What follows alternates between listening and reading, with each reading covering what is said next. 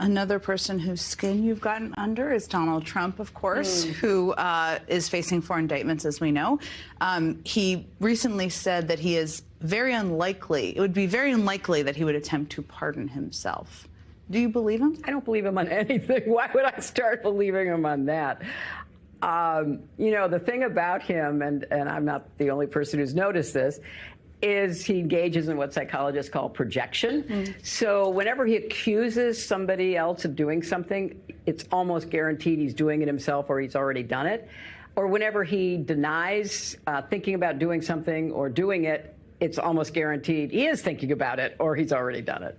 Before I let you go, there's now been a date set for the impeachment hearings, so-called, I'm going to put them in quotes, for President Biden. There's a disagreement in the Democratic Party on how to deal with this because there's no proof. They're in pursuit of a reason.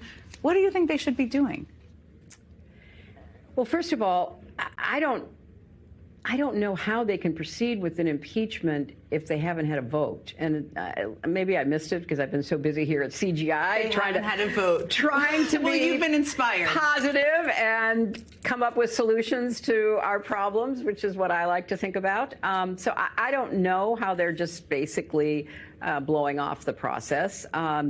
There's no there, and in fact, it seems they know there's no there, and sadly, the Speaker of the House is too weak to stand up against the most rabid, block of his members who don't care what the truth or the facts are. They just want to, be able to grandstand and try to cause President Biden problems.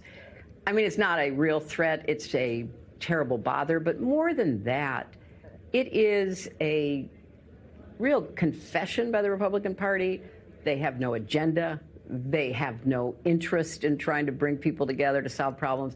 I have said for years, because I was in the Senate when I voted for immigration reform, as a majority of the Senate did, and George W. Bush said he would sign it, and the House wouldn't take it up, because they don't want a solution to what's happening on the border. They want a political problem that they can try to use for their own benefit.